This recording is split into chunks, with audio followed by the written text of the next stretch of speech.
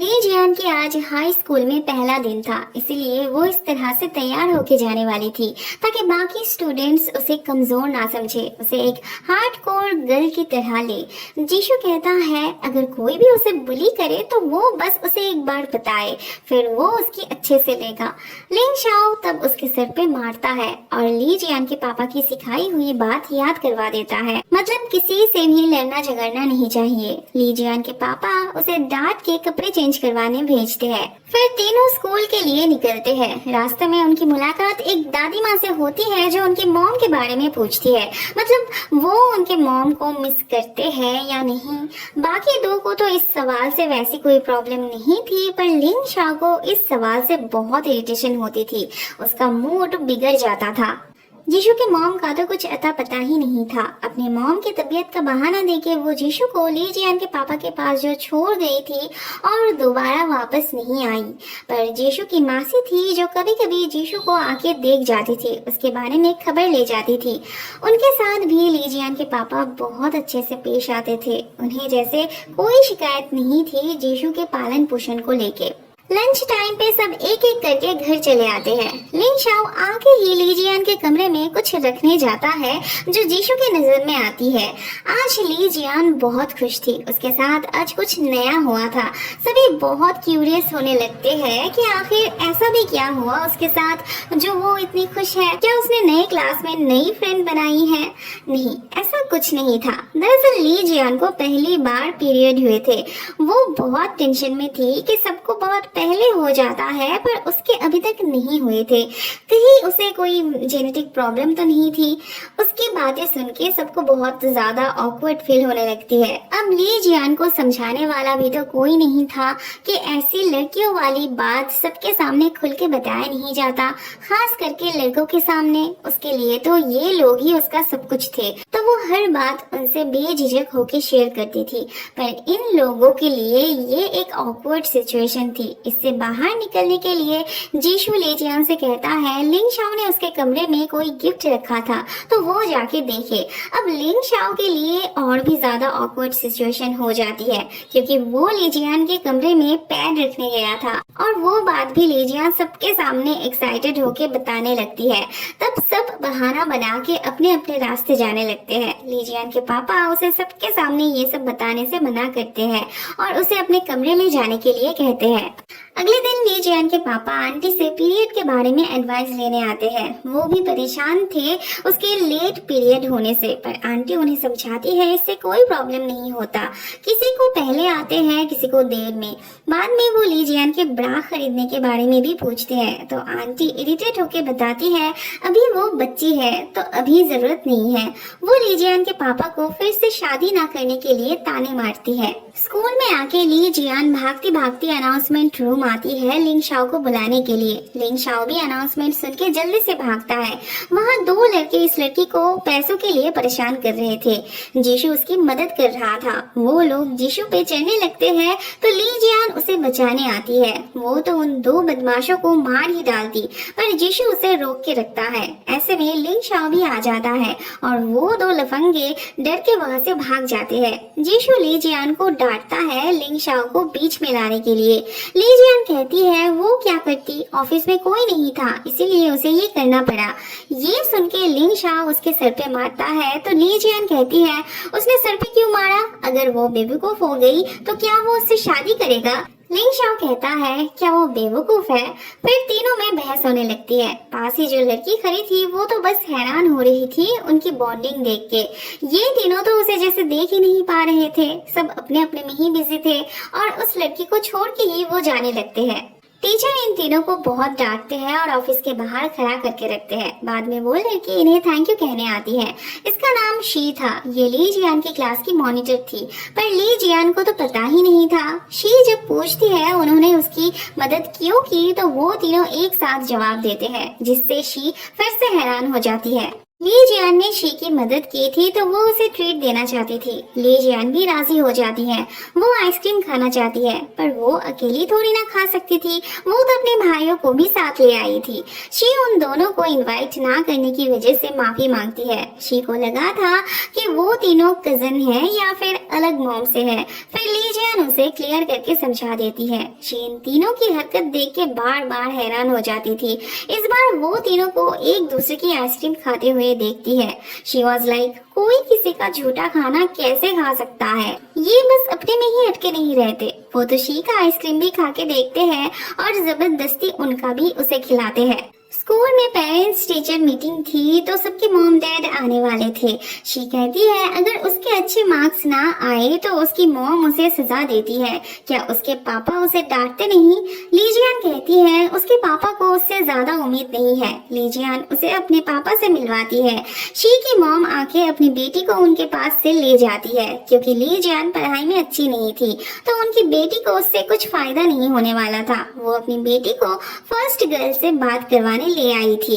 बाद में जब शी के मॉम को कुछ बोलने के लिए कहा जाता है तब वो बहुत बड़ी बड़ी लेक्चर देने लगती है, जिसे सुन के ली जियान और उसके पापा हंस रहे होते हैं। फिर टीचर उन्हें हंसते हुए देख ली जियान के पापा को बोलने के लिए कहते हैं।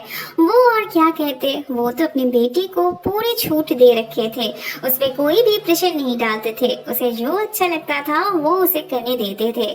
बाद में ये चारों मिलके मस्ती मजाक कर रहे थे। शी गपशप करने में इतनी खोई थी कि उसे पता ही नहीं चला कि वो जीशु का पानी पी रही है। जीशु भी उस पे इतनी सी बात के लिए गुस्सा दिखाता है। तब शी उसके लिए नया पानी लाने जाती है। रात में डिनर टेबल पे सब खुशी खुशी डिनर कर रहे थे। ऐसे में लिंग शाओ की नानी का कॉल आता है उसके पापा के पास, तो वो दूसरे कमरे में जाके उनसे बात कर रहे होते हैं। इतने में लिंग शाओ खाना छोड़ के उठ जाता है। जब भी उसके मॉम की तरफ से कोई रिलेटिव्स का फोन आता था तभी उसका मूड ऑफ हो जाता था। उस दिन के लिए उसका खाना जितना हुआ था बस उतना ही रहता है। ली जियान की बातों से हमें पता चलता है कि लिंग शाओ के मॉम ने किसी अमीर आदमी से शादी कर ली थी। बाद में लिंग शाओ के पापा ली जियान के पापा को मसाज दे रहे थे। ली जियान के पापा उनसे पूछते हैं लिंग शाओ की नानी ने उनसे क्या बात करने के लिए फोन किया था।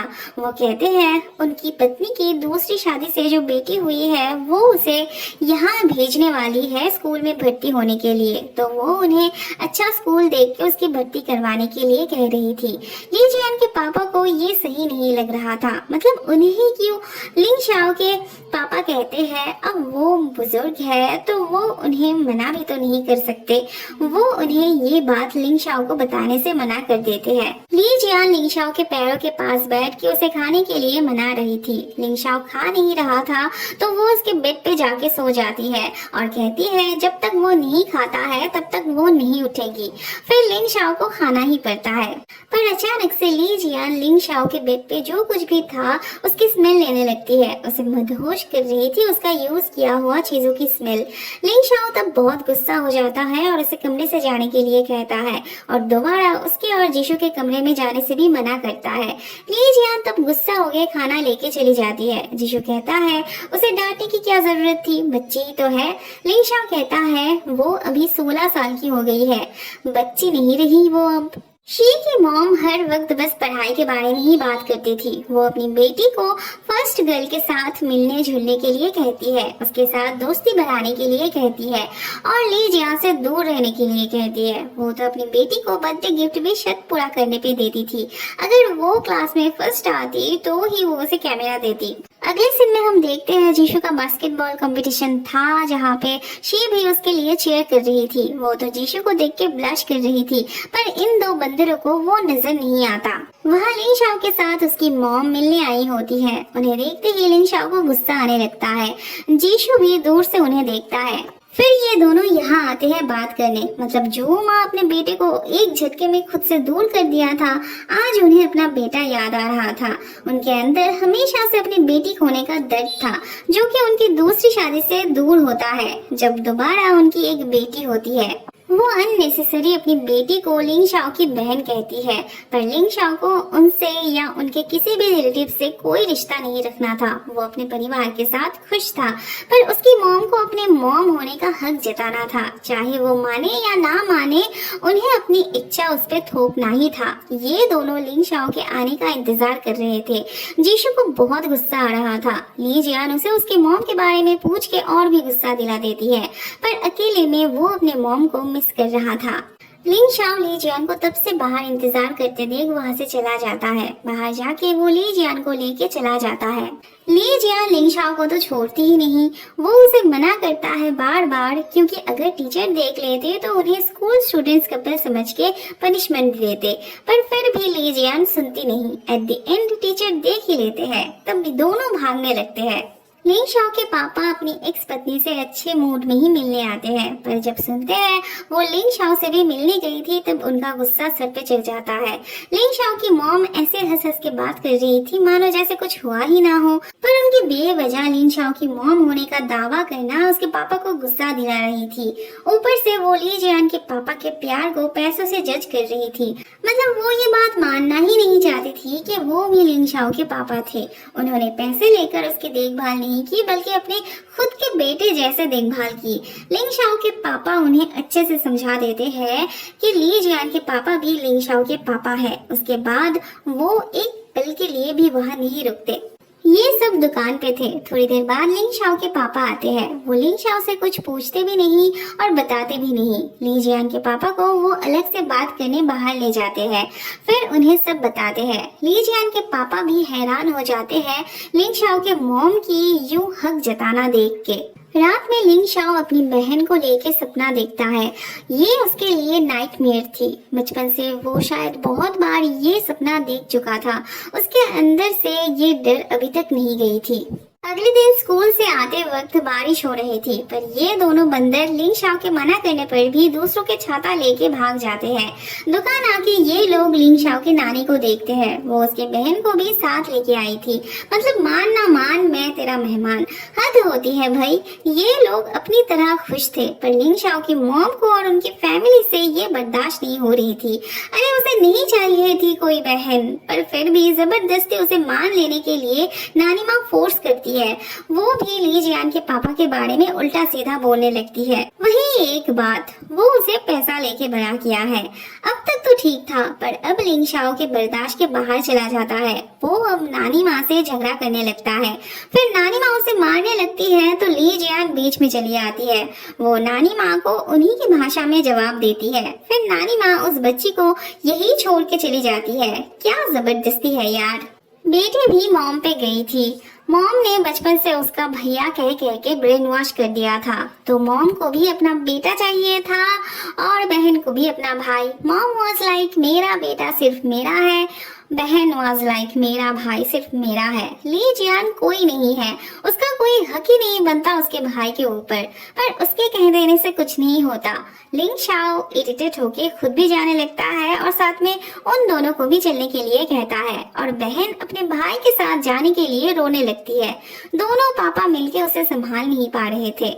लिंग शाओ की नानी माँ तो फुल गुंडे थी और बेटी को भी उन्हीं से सारी क्वालिटीज मिली थी, और फिर उनसे उनकी बेटी को वो क्वालिटीज मिली थी। मतलब क्वालिटीज की तो परंपरा चल रही थी। नानी माँ अपनी बेटी का ब्रेन वॉश करती है और फिर वो भी अपनी बेटी का ब्रेन वॉश करती थी। जीशु और उसके दोस्त के बीच उसके मॉम को लेके बात हो रही थी। ऐसे में वहाँ से एक लड़की गुजर रही थी जो कि पीछे से एकदम उसके मॉम जैसी लग रही थी। वो भागते हुए जाता है देखने के लिए, पर वो कोई और ही निकलती है। बाद में ये तीनों साथ में बस में उठते हैं। ली जियान लिंग शाओ से जुड़े रहे बिना जैसे रह नहीं पाती थी। अगले दिन शी ली जियान को समझाती है एक ना एक दिन लिंग शाओ अपने मॉम और बहन के पास चला ही जाएगा, क्योंकि उनके बीच खून का रिश्ता है। पर इस बात को लेके ली जियान फुल कॉन्फिडेंट थी कि उसका भाई लिंग शाओ कभी उसे छोड़ के नहीं जाएगा। वो बाकियों से अलग है। उसके लिए खून के रिश्ते से ज्यादा प्यार का रिश्ता मायने रखता है। रात में दुकान पे बैठ के ये सारी आंटियां लिंग शाओ के मॉम के बारे में बात कर रही थी, जो कि लिंग शाओ बाहर से सुन लेता है।